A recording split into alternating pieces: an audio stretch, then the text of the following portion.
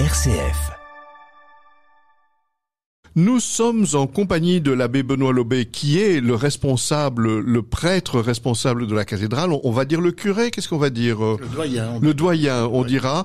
Et aussi pour le centre-ville, parce que il y a une fraternité sacerdotale entre les paroisses du centre-ville. Alors justement, Benoît Lobé, la Semaine Sainte, c'est un moment un peu particulier où beaucoup de gens vont dire tiens, je vais faire un effort pour aller soit dans ma paroisse, ce genre de choses. Pourquoi est-ce que les chrétiens devraient faire un effort pendant la Semaine Sainte en plus de tout ce qu'ils font pendant l'année? Eh bien, c'est une ultime préparation dans la célébration de ce qui est le cœur de notre foi. Il faut jamais oublier que la foi chrétienne s'origine dans la proclamation de la résurrection du Christ. Si des chrétiens n'avaient pas eu la conviction intime que le Christ est ressuscité des morts, qu'il est le vivant de Pâques, il n'y aurait pas de foi chrétienne. C'est ça le cœur de la foi. La foi chrétienne, ce n'est pas simplement une philanthropie ou je sais pas quoi, ou croire en Dieu comme ça un peu dans le vague. C'est dans le cœur du credo, du symbole de foi, confesser que le Christ qui est véritablement mort est aussi véritablement vivant d'une vie nouvelle qui nous irrigue et qui nous entraîne aussi à devenir des hommes et des femmes nouveaux. On en reprend conscience au moment de Pâques et dans cette semaine d'intense préparation à la fête de Pâques qui nous fait revivre ces événements décisifs, historiques, c'est la Semaine Sainte. Alors, on pourrait commencer avec le dimanche soir où il y a déjà la communauté italienne qui viendra célébrer la messe des rameaux avec des vraies palmes, du moins on leur souhaite.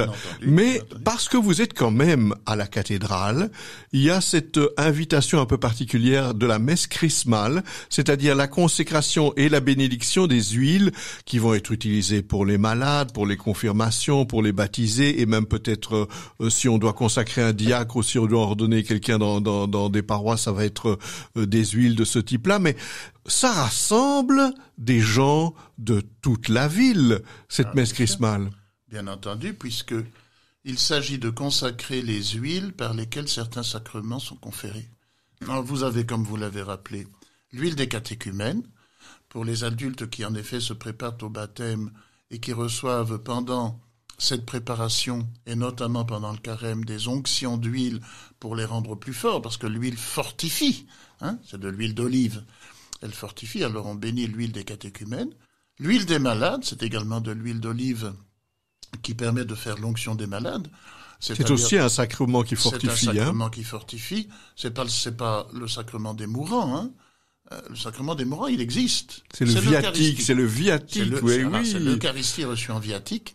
Mais le sacrement des malades, c'est un sacrement qu'on reçoit, quand on vit l'épreuve de la maladie, qu'on doit être hospitalisé longuement, ou bien qu'on va être opéré gravement, ou bien qu'on est victime d'une maladie grave et chronique, etc. Pour se fortifier, pour traverser l'épreuve de la maladie avec le Christ qui toujours nous guérit de tout ce que nous portons comme faiblesse en nous. Et puis il y a le Saint Crème, Sacrum Chrisma, c'est-à-dire de l'huile d'olive toujours, mais à laquelle on mélange un parfum, un onguent. C'est une huile qui répand donc une bonne odeur et qui est vraiment une huile de consécration que l'on utilise pour consacrer les autels quand on consacre un nouvel autel dans une église, et aussi pour consacrer des personnes, les évêques et les prêtres par exemple, mais qu'on utilise également dans les sacrements de l'initiation chrétienne, à savoir la confirmation. Mais justement, Benoît Lobé, moi ce qui m'étonne, c'est que ce ne sont pas les communautés locales où on va utiliser ces huiles qui vont les bénir. Elles vont venir, ces communautés, à la cathédrale, avec des délégués de chacune des paroisses des unités pastorales. C'est l'évêque, en l'occurrence ici, l'archevêque lui-même, qui bénit ces huiles ou consacre le Saint-Crème. Et pourquoi avoir gardé ce symbole et pas l'avoir dispersé dans des communautés locales? Mais parce qu'il y a quand même une idée d'unité d'un diocèse. Et que la cathédrale est par excellence l'église de l'évêque et l'église où la communauté diocésaine est toujours conviée à se rassembler. Je dirais que chaque communauté locale, au fond, a deux lieux de rassemblement, son église paroissiale et la cathédrale. Et que de temps en temps, cette alternance est bienvenue on se souvient qu'on n'est pas simplement chrétien dans son coin, dans sa paroisse tout seul, indépendamment des autres, mais qu'on forme une communauté diocésaine sous la houlette d'un successeur des apôtres, notre archevêque. Mais alors, à cette messe chrismale qui aura lieu ici à Bruxelles, je pense le mardi soir, il y aura des visiteurs de malades, il y aura des catéchistes de confirmation ou d'adultes, il y aura toutes sortes, il y aura beaucoup de prêtres qui vont renouveler leurs vœux, beaucoup d'entre eux. Si ça tombe, c'est des gens qui se connaissent pas. Est-ce que vous avez prévu une manière pour qu'ils puissent se connaître? Bien sûr, il y a un petit temps de convivialité après la célébration. Dans le déambulatoire de la cathédrale, on pourra avoir un petit réconfort, un petit biscuit, un petit verre de quelque chose, et ainsi faire connaissance. Alors évidemment, c'est l'occasion de se retrouver entre personnes qui font des activités justement autour de ces sacrements dont on vient de parler, mais je dirais le commun des mortels peut venir. Ah, bien sûr, tout le monde est bienvenu. Du reste, je rappelle volontiers que tout le monde est tout le temps le bienvenu à la cathédrale. Cette église est ouverte.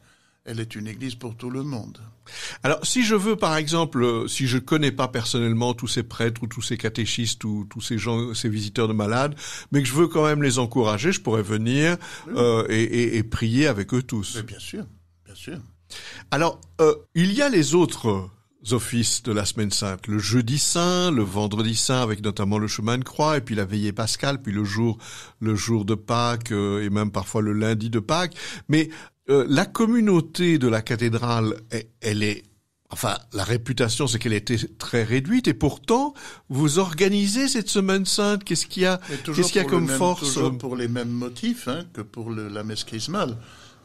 C'est bien d'être en paroisse dans sa paroisse et c'est bien aussi d'être ensemble dans une église diocésaine pour célébrer les grands événements qui nous préparent à Pâques. Pourquoi est-ce qu'à la cathédrale, on devrait se réunir pour des offices de la Semaine Sainte alors qu'ils ont lieu dans chaque paroisse? D'abord parce que la cathédrale est elle-même une paroisse. Donc nous avons quand même des pratiquants habituels qui viennent régulièrement, tous les jours, toutes les semaines, célébrer le Christ à la cathédrale. Et donc évidemment, on y célèbre également les jours saints, le Triduum pascal.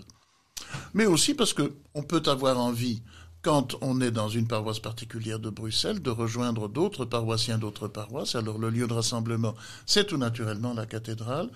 Et nous tenons à ce que ces offices du Triduum soient célébrés par des évêques. Donc il y aura une alternance entre l'actuel archevêque, Monseigneur Terlinden, et notre ancien archevêque, le cardinal de Chiesa. Mais ça veut dire qu'il y a une ouverture au monde qui est un peu différente par rapport à... Une ouverture des communautés les unes aux autres, je dirais, puis bien sûr une ouverture au monde comme pour n'importe quelle célébration.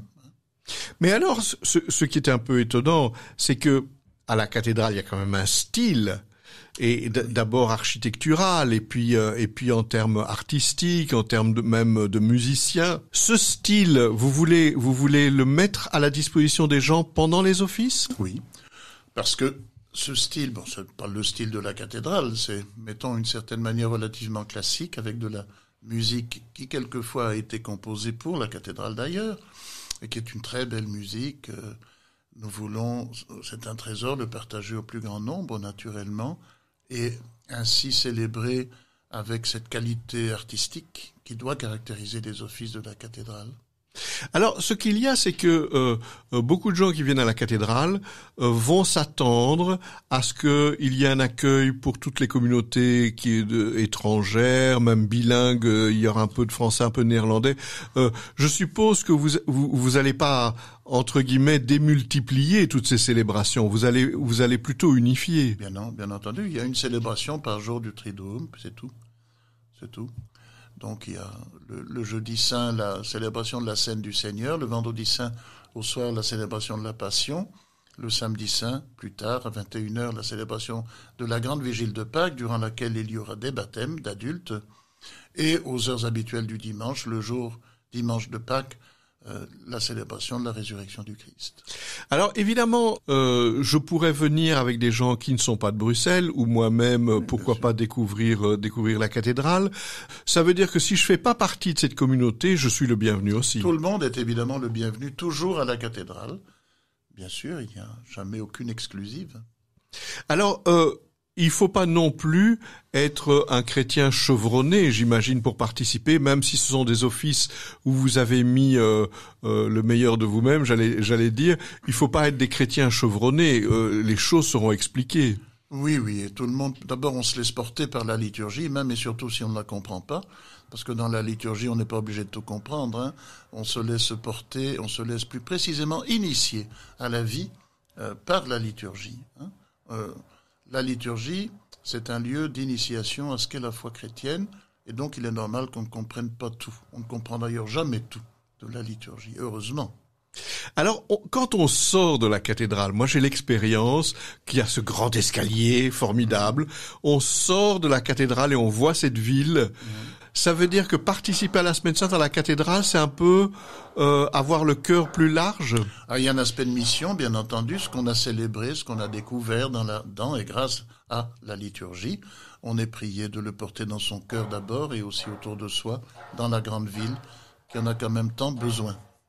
Alors, Benoît Lobé, évidemment, on va reparler du temps pascal un autre jour. Merci beaucoup de nous avoir donné le goût de participer à cette Semaine Sainte et notamment à la messe chrismale qui a lieu, je vous le rappelle, le mardi. À quelle heure, Benoît, dites-moi encore? La messe chrismale est à 19h. 19h et venez un peu avant hein, parce que il y aura quand même beaucoup de monde et puis cette bénédiction des huiles, c'est quand même un grand moment. Et puis évidemment le jeudi saint, c'est à quelle heure, Benoît? 18h. À 18h, le vendredi à 18h, avec un chemin de croix à 15h. À 15h, et la vigile pascale à 21h. Par contre, le dimanche... C'est aux heures habituelles des célébrations du dimanche, 9h30 et puis 11h. Très bien. Benoît, merci beaucoup de nous avoir donné ce goût de participer à cette Semaine Sainte à la cathédrale. À bientôt, Benoît. À bientôt.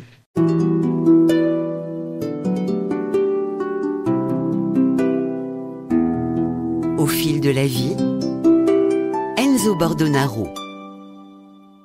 Ici Enzo Bordonaro, je reprends un peu la parole pour vous demander un retour, si vous avez le temps, de nous écrire une carte postale sur l'émission Au fil de la vie que vous venez d'entendre.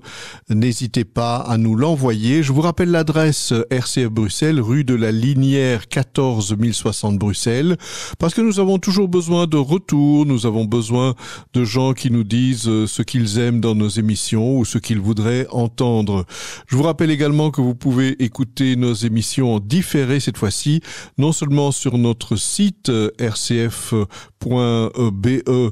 avec évidemment l'onglet de Bruxelles, mais aussi sur d'autres pages de réseaux sociaux comme Facebook, Instagram, LinkedIn, Spotify ou encore d'autres pages de réseaux sociaux. N'hésitez pas à nous laisser un message. À bientôt.